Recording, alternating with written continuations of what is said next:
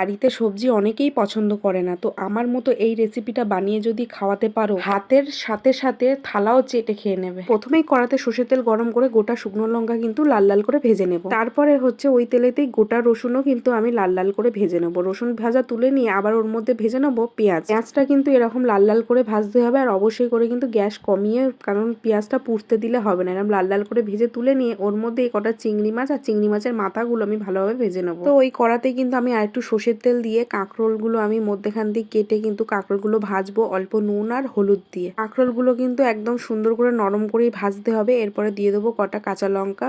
কাঁচা লঙ্কার সাথে কিন্তু একদম লাল লাল করে আমার কাঁকরোল ভাজা হয়ে গেছে। এরপরেই তো বাটাবুটির পালা। তোমরা যারা পারো শিলে বাটতে পারবে তো শিলে বেটে নিও। আমার হাতে ব্যথা বলে আমি শিলে বাটতে পারি না, তাই আমি মিক্সিতে বেটে নিলাম। সবগুলো একসাথে বেটে নিলেই একদম রেডি কাঁকরোল বাটা। একবার খেলে বারবার খেতে চাইবে। তো আমার রেসিপিটা কেমন লাগলো অবশ্যই করে কিন্তু কমেন্ট করে জানিও।